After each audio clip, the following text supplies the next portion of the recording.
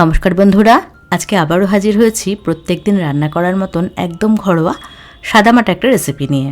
তৈরি করে দেখাবো থোড় দিয়ে সম্পূর্ণ নিরামিষভাবে একদম ইউনিক নতুন একটা রান্না। গরম ভাতের সাথে থোড়ের এই রান্না খেতে জাস্ট অপূর্ব লাগবে। তো রান্নাটা করার জন্য এখানে আমি একটা কচি থোড় নিয়েছি। থোড়টা কচি হওয়াটা খুবই জরুরি, তাহলে ভালো হয় রেসিপিটা।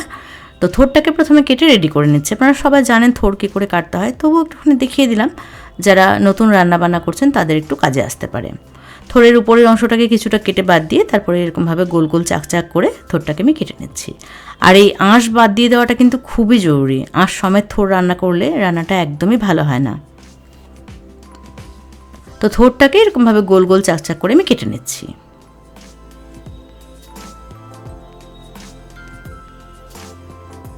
সবগুলো থোড় একই রকমভাবে কেটে নিয়েছি। যতটা সম্ভব পাতলা করে কাটার চেষ্টা করতে হবে। তারপরে একদম কুচি কুচি করে এটাকে কেটে নিচ্ছি। একদম মিহি করে কাটতে গেলে ভালো হবে রান্নাটা, মানে থোড়টা খুব ভালো নরম হবে, খুব ভালো মজবে। তো যতটা সম্ভব মিহি করে আপনারা কেটে নেবেন। আমি খুব একটা বেশি মিহি করে কাটতে পারছি না, তবুও যেটুকু পেরেছি কেটে নিয়েছি। তো থোড়টাকে ভালো করে কেটে নিয়ে ধুয়ে জল ঝরিয়ে রেখেছি। এবার হাফ চামচ নুন আর অল্প হলুদ দিয়ে খুব ভালো করে চেপে চেপে থোড়টাকে মাখিয়ে নেব। ভালো করে মেখে নেওয়াটা কিন্তু খুবই জরুরি, তাহলে দেখবেন থোড় থেকে প্রচুর জল ছাড়বে আর থোড়টা একদম নরম হয়ে যাবে, খেতে ভীষণ ভালো লাগবে। তো একদম চেপে চেপে থোড়টাকে আমি খুব ভালো করে মাখিয়ে নিয়েছি নুন হলুদ দিয়ে। দেখুন থোড় থেকে কিন্তু প্রচুর জল বেরিয়েছে আর থোড়টা একদমই নরম হয়ে গেছে। এবার থোড়টা মজার জন্য রেখে দিচ্ছি 10 মিনিটের জন্য ঢাকা দিয়ে। এদিকে আমি হাফ কাপ মটর ডাল ভালো করে ধুয়ে নিয়ে 3 ঘন্টার জন্য জল দিয়ে ভিজিয়ে রেখেছিলাম। ডালটা কিন্তু খুব ভালো করে ভিজে গেছে। এবার এটাকে বেটে নেব। যেহেতু ডালের পরিমাণ অল্প, সেজন্য শিলপাটাতেই বেটে নিচ্ছি। একটা কাঁচা লঙ্কা আর 1 ইঞ্চি মতন আদার টুকরো সামান্য পরিমাণে একটুখানি নুন দিয়ে ডালটাকে বেটে নিচ্ছি। খুব বেশি জলের ব্যবহার ডাল বাটার সময় করব না, একদম শুকনো শুকনো করে ডালটাকে বেটে নিতে হবে। আপনারা চাইলে মিক্সিতেও ডালটা বেটে নিতে পারেন।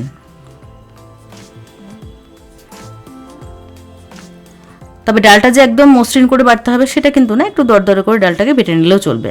তো এখানে আমি ডাল বেটে নিয়েছি। এবার এটাকে একটা বাটিতে তুলে রাখছি। রেসিপিটা একদমই সহজ সাধারণ, তবে টেস্ট কিন্তু অপূর্ব হয়। অবশ্যই রান্নাটা করে দেখবেন, আমার বিশ্বাস আপনাদের খুবই পছন্দ হবে।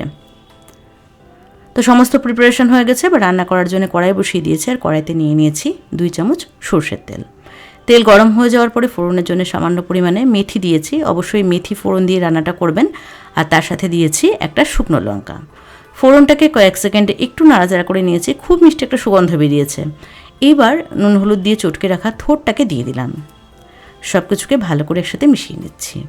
থোড় বাড়িতে আসলে সাধারণত আমরা থোড় দিয়ে ভাজা করি, কালো জিরে ফোড়ন দিয়ে থোড় ভাজা করি, বা 5 মিশালি সবজির মধ্যে থোড় দিই। তবে এরকমভাবে মটর ডাল দিয়ে থোড়ের ঘন্ট একবার খেয়ে দেখবেন, এর টেস্ট মুখে লেগে থাকার মতন। তো থোড়টাকে সব কিছুর সাথে ভালো করে মিশিয়ে নেওয়ার পরে বেটে রাখা মটর ডালটা দিয়ে দিলাম। আদা কাঁচা লঙ্কা দিয়ে বেটে রাখা মটর ডালটাকে দিয়ে দিয়েছি। এবার সব কিছুকে খুব ভালো করে একসাথে মিশিয়ে নিচ্ছি। গ্যাসের আঁচ কিন্তু কমিয়ে রাখতে হবে, নাহলে কিন্তু এটা তল থেকে খুব সহজে ধরে যাবে।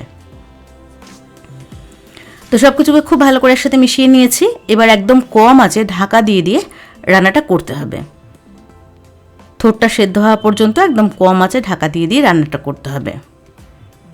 তো 5-7 মিনিট একদম কম আঁচে আমি ঢাকা দিয়ে রেখেছিলাম। মধ্যেখানে অবশ্যই 2-1 বার নাড়াচাড়া করে দিয়েছি। দেখুন এই পর্যায়ে কিন্তু থোড়টা মোটামুটি 50% সেদ্ধ হয়ে গেছে আর ডালটাও সুন্দর সেদ্ধ হয়ে এসেছে। এবার এখানে 1 চামচ চিনি দিয়ে দিলাম। যেহেতু থোড় রান্না করছি আর নিরামিষ রান্না, একটু মিষ্টি মিষ্টি না হলে কিন্তু ভালো লাগে না খুব একটা। তো এখানে আমি 1 চামচ চিনি দিয়েছি। চিনিটাকে বেশ ভালো করে মিশিয়ে নিয়ে আবারও একদম কম আঁচে 5-7 মিনিটের জন্য ঢাকা দিয়ে রাখবো। 5-7 মিনিট ঢাকা দিয়ে রেখেছিলাম একদম কম আঁচে। মধ্যেখানে আমি 2-3 বার নাড়াচাড়া করে দিয়েছি। দেখুন এই পর্যায়ে কিন্তু রান্নাটা হয়ে এসেছে। একদম কড়াইটা লাগা লাগা হয়ে গেছে, একদম শুকনো শুকনো হয়ে গেছে আর থোড়টাও সেদ্ধ হয়ে গেছে। তার মানে কিন্তু রেসিপিটা হয়ে এসেছে। নামানোর আগে একটুখানি ধনেপাতা কুচি ছড়িয়ে ভালো করে মিশিয়ে নিচ্ছি। এটা খেতে যে কি ভালো হয়, অবশ্যই রান্না করে দেখবেন আর আমাকে কমেন্টস করে জানাবেন। গরম ধোঁয়া ওঠা ভাতের সাথে থোড়ের এই চাপড় ঘন্ট খেতে অপূর্ব লাগে। তো রেসিপিটা কিন্তু তৈরি হয়ে গেছে পরিবেশন করার জন্যে। কেমন লাগলো আজকের এই ঘরোয়া সাদামাটার রেসিপি, সেটা অবশ্যই আমাকে কমেন্টস করে জানাবেন। ভিডিও ভালো লাগলে একটা লাইক করবেন আর চ্যানেলটাকে সাবস্ক্রাইব করবেন।